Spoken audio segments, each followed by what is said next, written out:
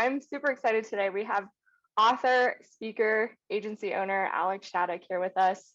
Alex has a pretty impressive background, really inspirational.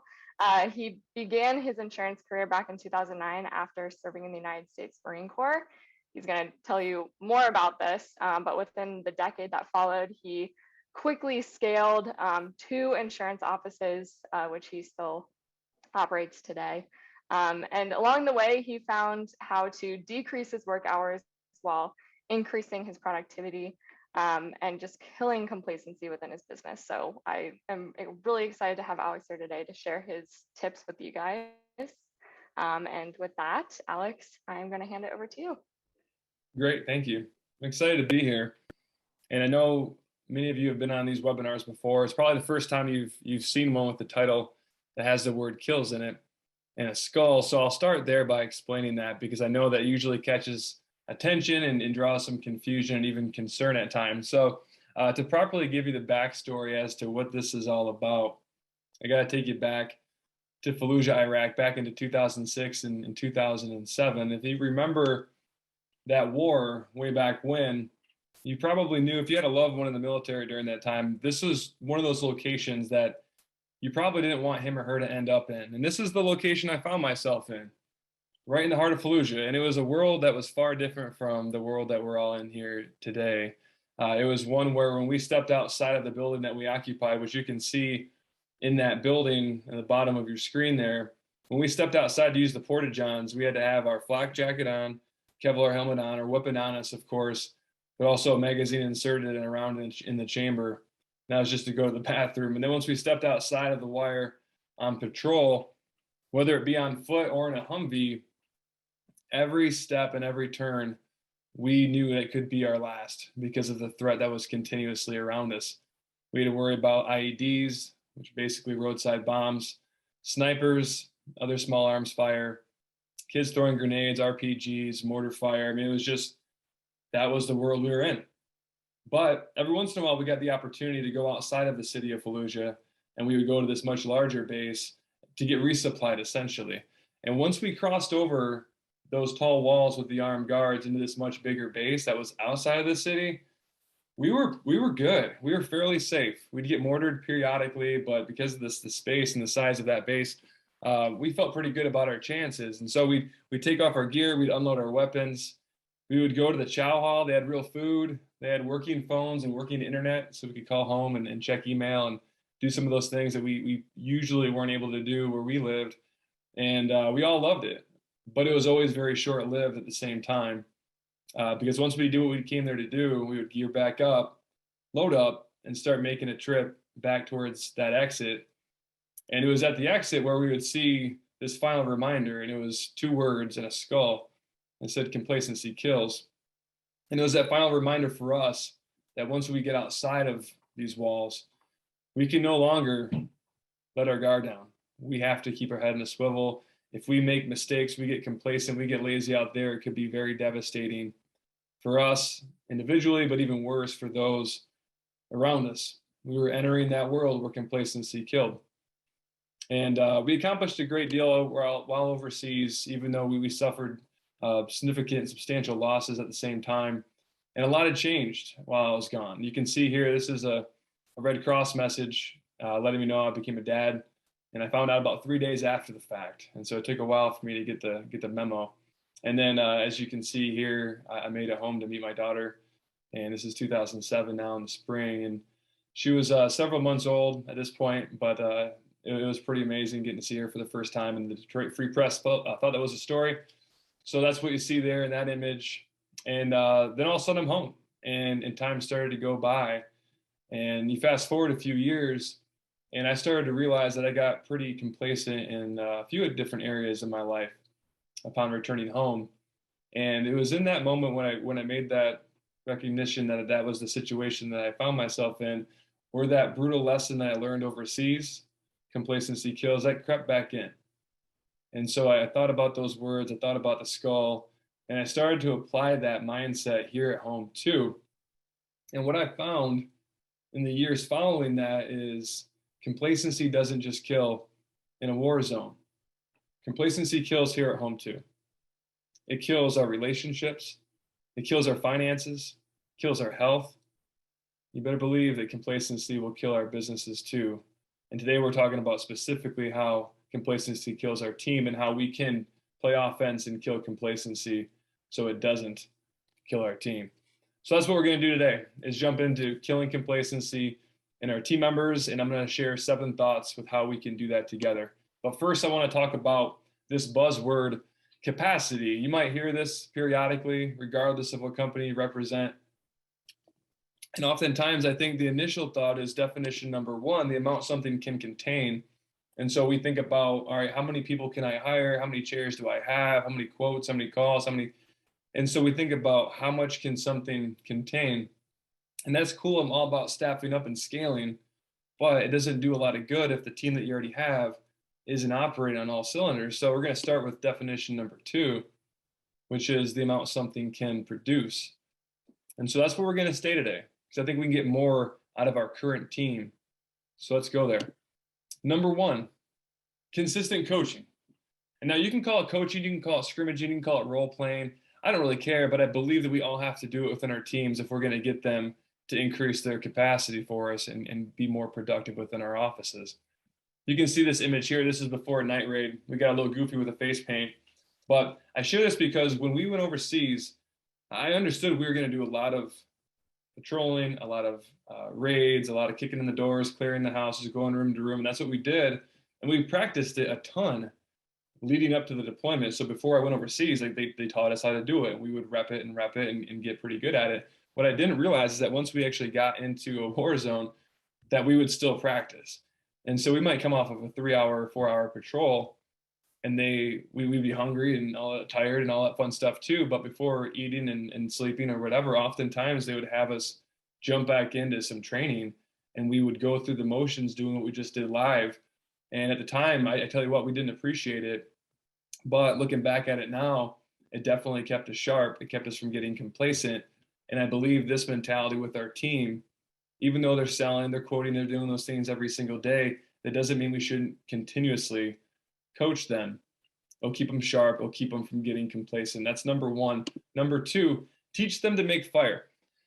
Now, I don't have any war story to share about how I had to make fire to stay warm or survive. That never happened. But my fire story comes from the show Survivor. My family, I have 4 kids. I'm married, and we watch Survivor. It's like one of those shows we watch together. And if you know this show, at the end, oftentimes you have to compete against somebody else to build a fire. And not only is it important because of that, but they use fire to stay warm. They use fire to boil their water. And so it's pretty important.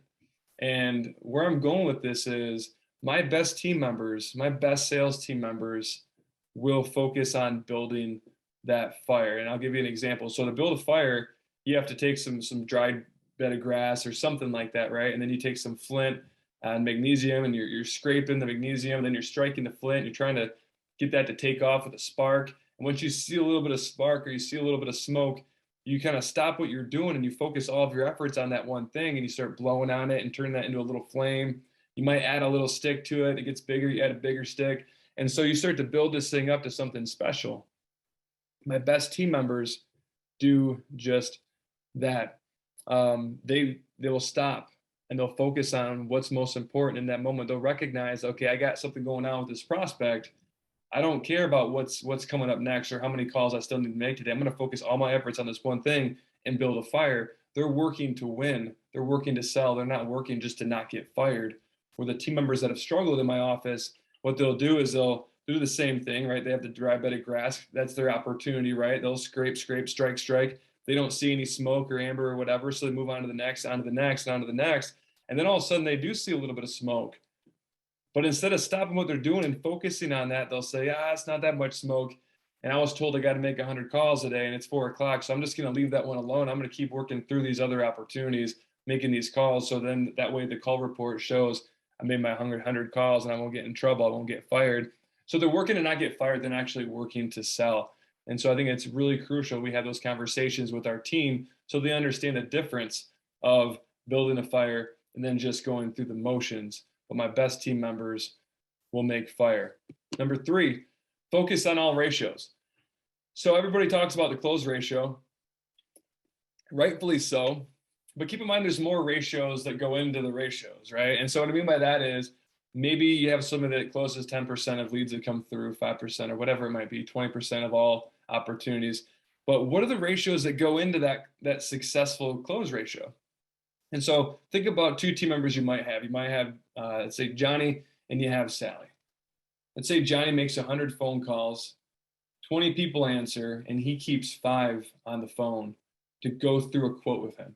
And then Sally makes 100 calls. She gets 20 people to answer, and she gets 10 people to stay on the phone with her. Who's going to sell more insurance? Clearly, Sally, they could have the same conversation, like the same level of conversation, but because of something that Sally's saying to stick her foot in the door, when Johnny's not, she's quoting twice as many people. And so she's selling twice as much as insurance. So it's not necessarily the close ratio and what she's saying within the conversation or how she's closing it. It's really more or less like, what is she saying to get this person that was about to say no to say yes to hearing her out and going through that quote? What are we doing with our teams? How are we coaching our teams to stick their foot in the door to turn that no into a yes? So you got the stay on the phone ratio, the callback ratio. If she leaves 20 voicemails and he leaves 20 voicemails and she gets 10 people calling back and he gets 5, she's selling more insurance. What about referrals per household ratio? If she gets 2 or 3 referrals per household closed, he gets 0. That's the highest close rate lead I think we can generate as far as marketing source. She's going to sell more insurance, probably the same conversation. She's just leveraging referrals. What about products per household ratio? Coming back to the focusing on building that fire, maybe Johnny gets the 2 cars in the house, but Sally, she gets the 2 cars, the house, the umbrella policy, maybe some financial services sprinkled in there. She's doing something different to get more within that household. And so again, there's so much we can focus on when it comes to ratios, but I do believe the most important one is what are we doing to stick our foot in the door to turn that no from a prospect into a yes? Are we working with our teams on that? Or are we leaving it to chance? That's number 3. Number 4, keep score. This picture here is an image of my family, and the reason I share that is because on the kids' birthdays, they get to choose where we go to dinner. And my second oldest daughter, Lydia, we just went to Texas Roadhouse again. For some reason, that's like the default. I don't know if there's any Texas agents on the call. I don't know if you love it or hate it. I think it's good enough. But anyway, they love Texas Roadhouse. And I think historically it's because back in the day, you could like eat the peanuts and throw the shells at each other and stuff like that. I think COVID killed that. But I remember, this is years ago now, after going here like time after time, I would always crush those free buns with the cinnamon butter. As you wait for your meal, I would just destroy those baskets of those things. And so finally one day I'm like, I need to figure out what I'm doing to myself here. And I Googled how many calories is in this stuff. And what I found is that a half a dozen of these rolls and then a half a cup, or I'm sorry, 1 cup of peanuts is 1,220 calories.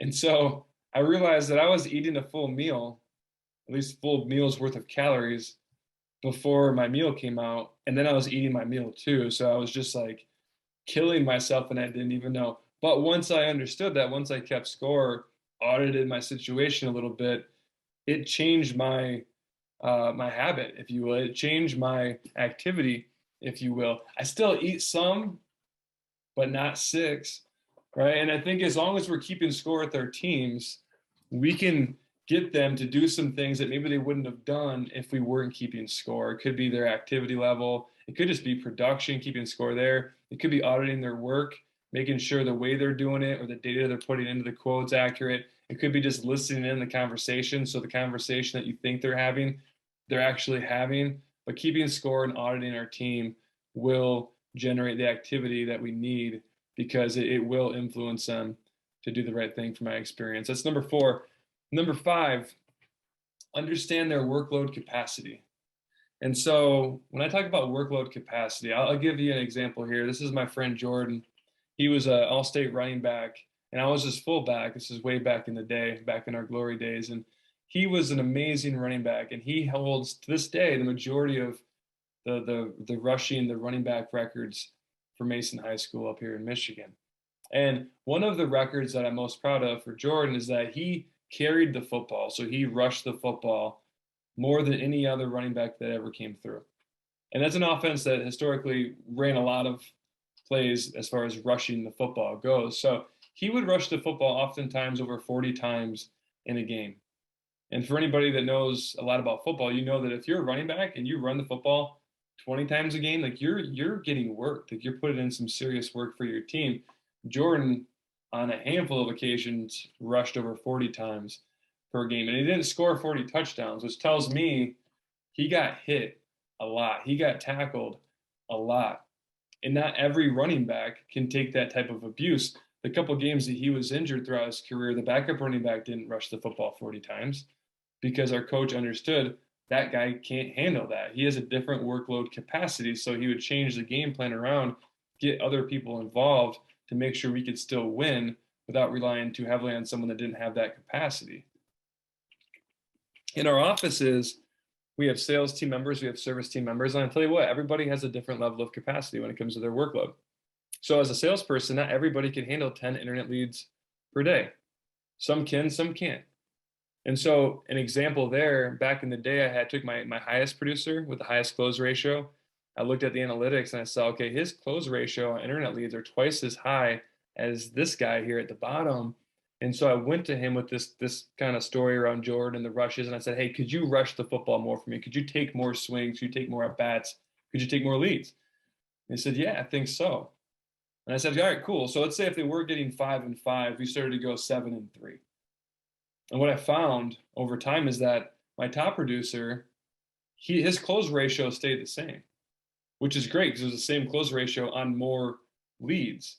So he sold more insurance. Now, the bottom guy, as far as bottom close ratio, his close ratio went up and his production stayed the same because it was a higher close ratio, even though it was on fewer leads. And then eventually his production actually trickled up as well. So when the smoke cleared, what you found is that both people were selling more, both were making more. One of them had to do less work to actually get it done. And then for myself, my agency, we had increased production, increased growth, morale went up, and I didn't have to hire anybody. I didn't have to market anymore.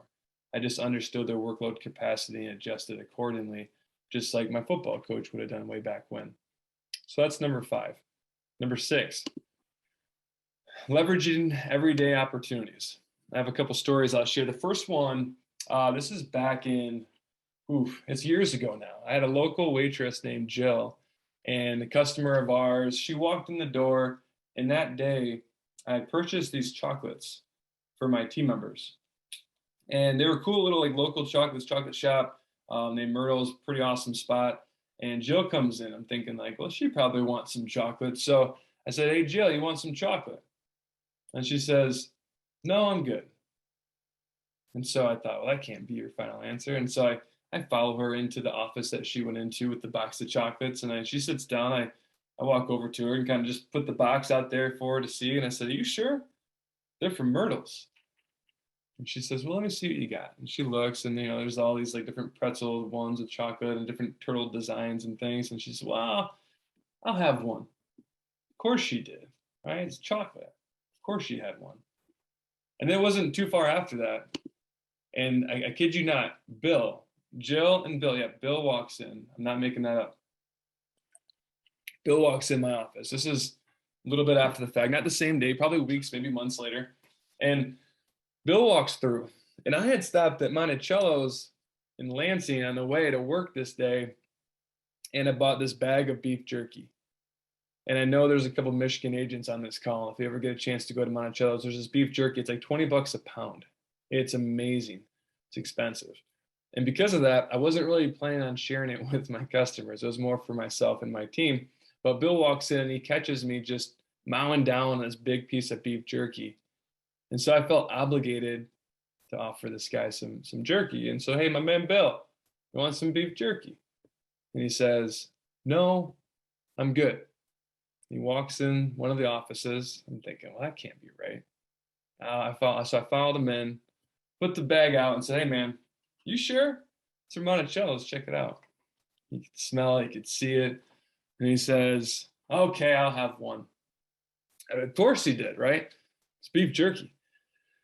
And so I'm thinking, back at these stories, and I share these stories because think about this for a second. You got chocolate, and I got to be careful here because I'm painting with a broad brush, but from my experience in the little bubble that I'm in, the women in my life love chocolate, love chocolate, and beef jerky, fellas. We love ourselves some beef jerky, right? I think that's fair to say. I don't think I need to be too delicate with that statement. So chocolate, like definitely one of the top things that women love from my experience. Beef jerky, one of the top things that men love from my experience. Both times when they were offered those things, their initial response was, "No, I'm good," or "No, I'm all set." Right? Their initial response was no. It took me to say, "Hey, check it out. It's from Monticello's or it's from Myrtle's. Are you sure?" For them to then slow down and say, "Okay, yeah, I'll have one." And so I share that with you because oftentimes we'll get our teams to ask questions, and maybe we do it ourselves too. We'll pivot to certain products. And when the customer or prospect says, "No, I'm all set," or "No, I'm good," we're like, "Okay, thanks. Sorry to bother you. Have a great day." And we let them walk out of our office or we let them off the phone. And my thought is, well, if our initial reaction to beef jerky as a woman is no, and beef jerky as a man is no, why on earth do we assume when we pivot to life insurance that their initial response is going to be an immediate yes? And if it's not, that's their final answer. It's not. We got to ask a follow-up question. We got to coach and work with our teams to ask an additional question. There's no objection there. That's just the default answer. They haven't even given you the objection yet. So that's when you say, "Look, this is from Monticello's, check it out." Or you say, "Look, this type of policy here builds cash value, check it out." Or, "Hey, this one," and you see where I'm going with this. We have to give them another opportunity to answer that question, then get to the objection if there is one. And if there is, all right, that's hopefully the team member is coached up enough to try to overcome it. And if not, have that individual, that team member, write it down, bring it to you because you've probably seen it 1,000 times, coach them up a little bit. The next time, they'll knock it out of the park. And then number 7, the final thought for the day as far as killing complacency and increasing team member capacity.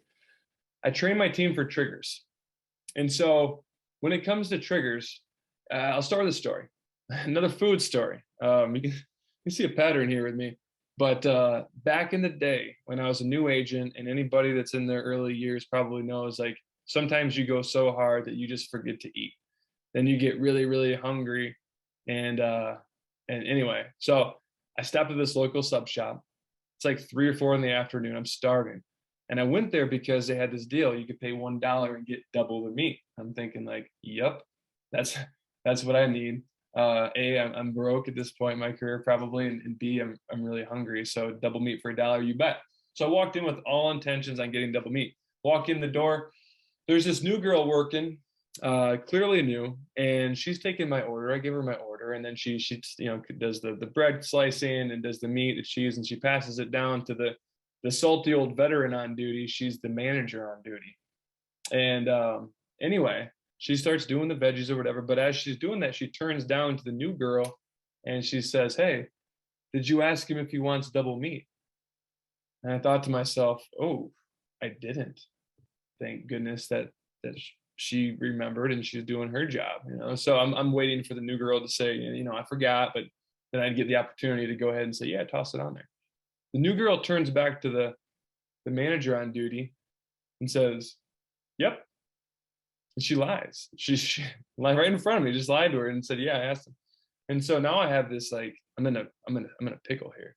I'm thinking like, well, what do I do? Do I throw this poor girl under the bus and then get my double meat, which is what I came there to do, or do I just like jump on this monstrosity of a sub grenade?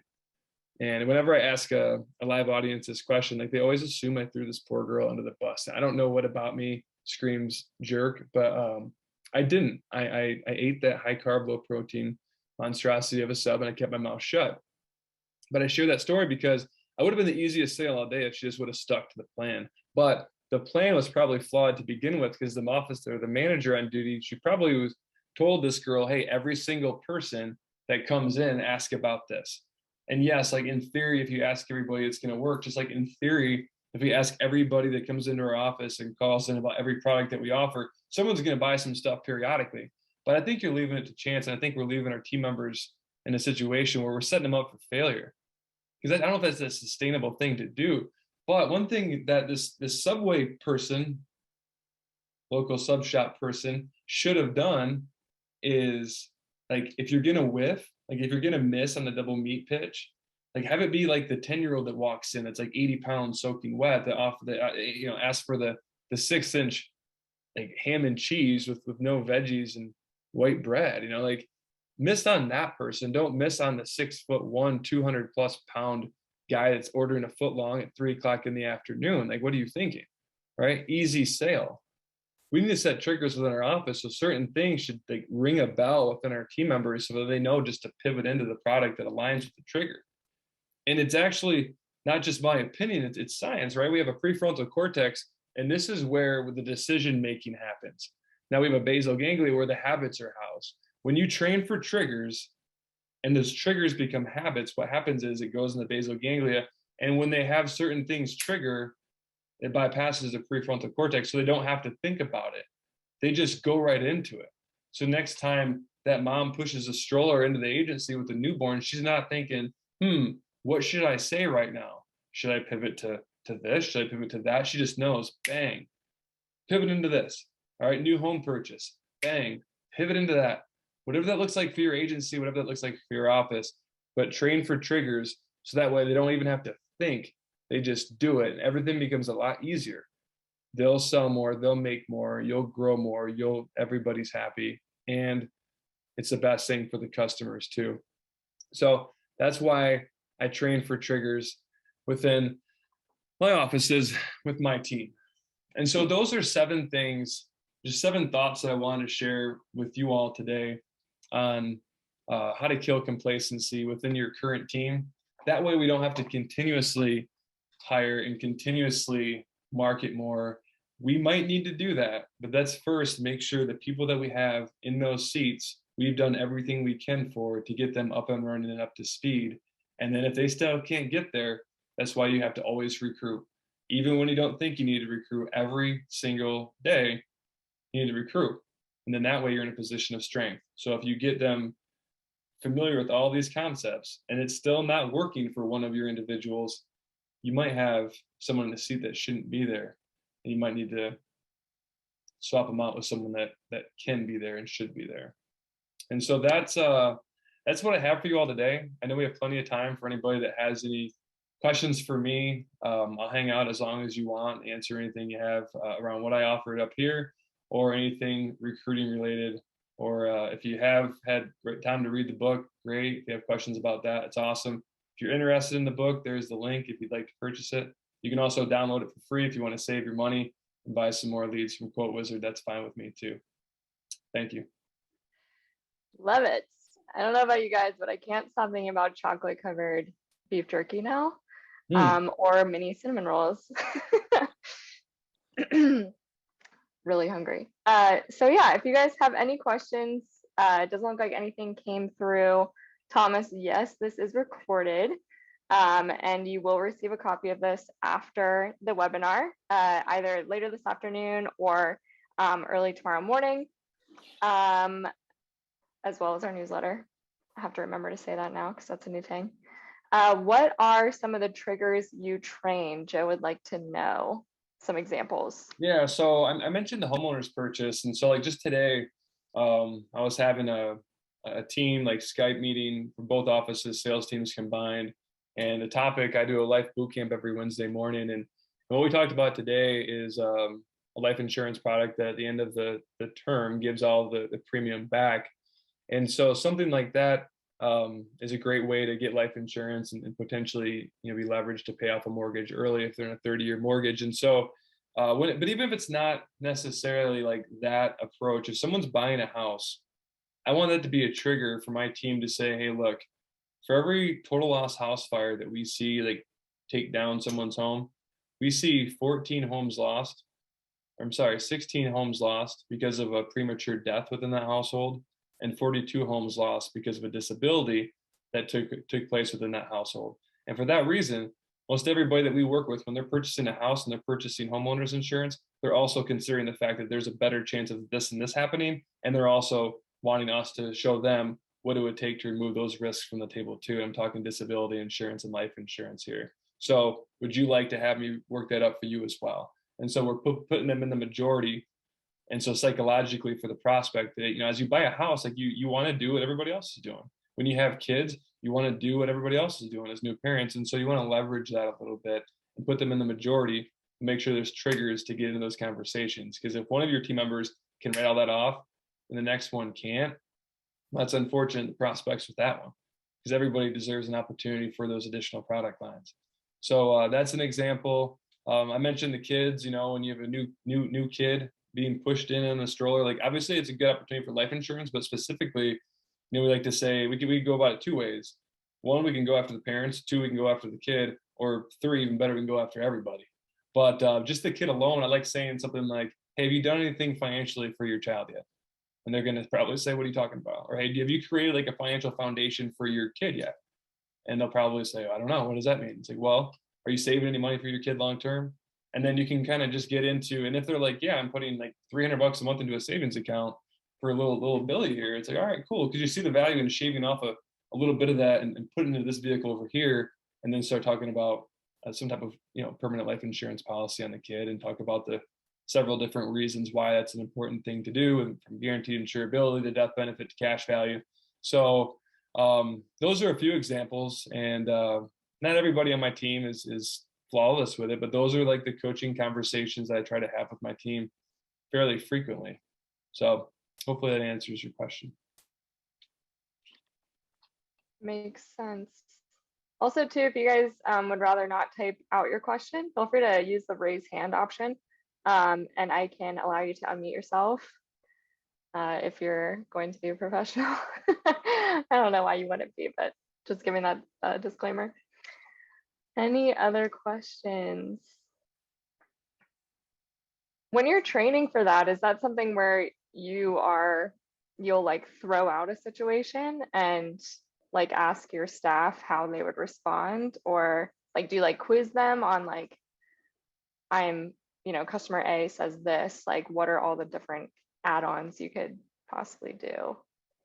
It could be a combination of things. So like today, I have a PowerPoint that I've used several times. We'll revisit these things periodically, and so it might be me just kind of going through a PowerPoint and presenting and checking for understanding throughout, or we might do more of a scrimmage situation where we'll give them a scenario and let them roll with it. So we'll have either myself or somebody will play the customer or prospect, and someone will play the team member or agent or whatever, and we'll give them the scenario and see where they go, and then we'll give them feedback and give them praise and everything, but also add to it if we see some opportunity to improve that conversation or pitch. So not necessarily only one way to get to town there, but we go about it a couple different ways.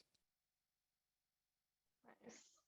And I do just want to mention, Brett put this into a private chat, but he says, I recommend the book. It is awesome. So he just wanted to get a plug in there.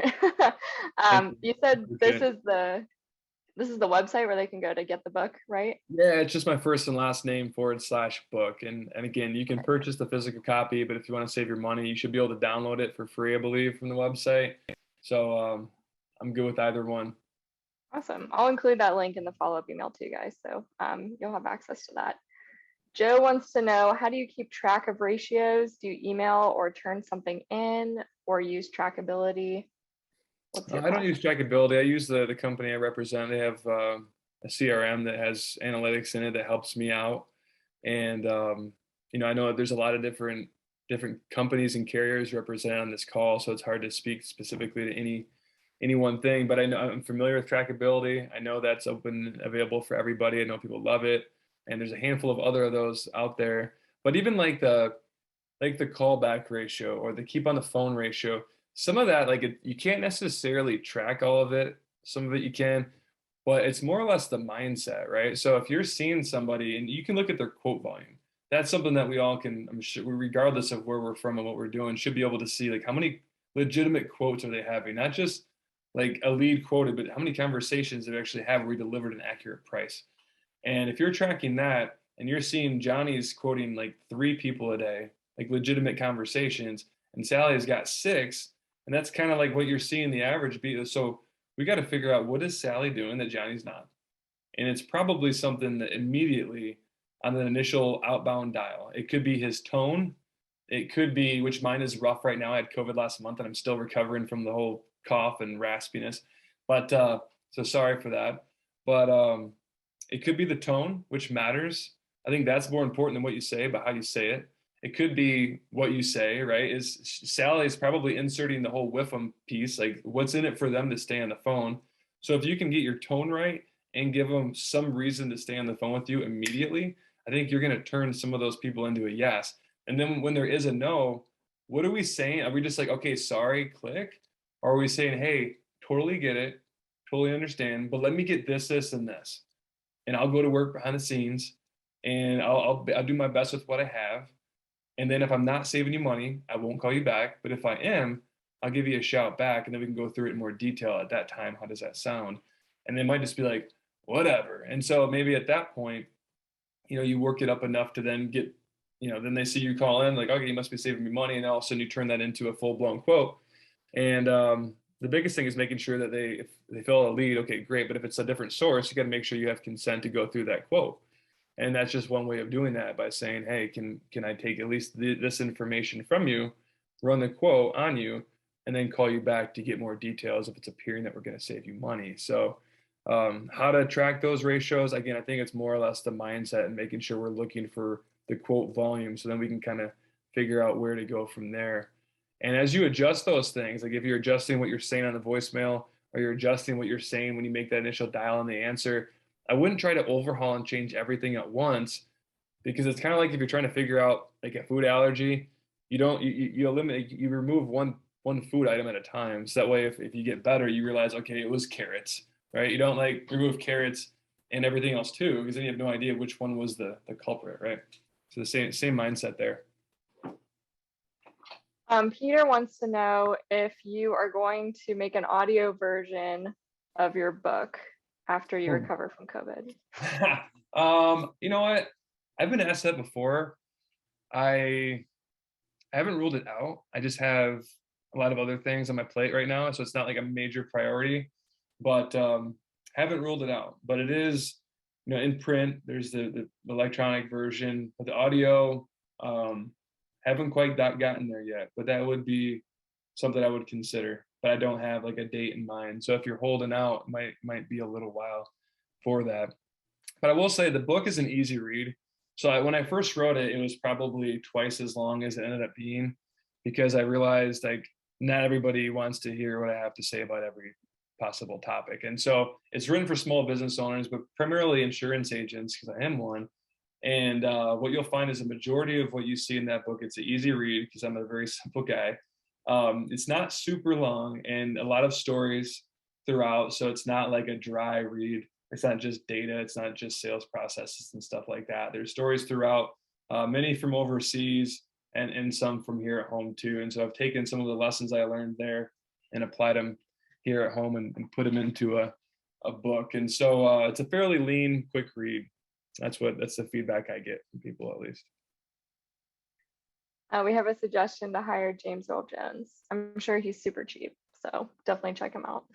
Yeah, if you could shoot me an email, if you go to that website, there's you can shoot me a message. But I'd love to get that information. Is that in regards to the recording? Yeah, James Earl Jones. He's like I'm pretty sure he was like Mufasa in The Lion King. Oh, so it was a joke. I didn't get it. Okay, I know I love Lion King, but that just went right over my head. So I know, I had to think about it too. Let's see. This is somewhat related to Joe's question. I just thought maybe it was a good opportunity to ask you guys, a little off topic, but would it be helpful if we had like a CRM day where we had people like representing different various CRM companies come in and have like timed out presentation slots where you guys could just tune in and listen to different CRMs and like what they do? Would that be helpful? Sorry, this is like really unrelated to the webinar, but if you guys want something like that, just put yes or no into the chat. Anyway, back to you, Alex. I'm trying to see if there's any more questions here. Doesn't look like it. Anyone else have anything else to add?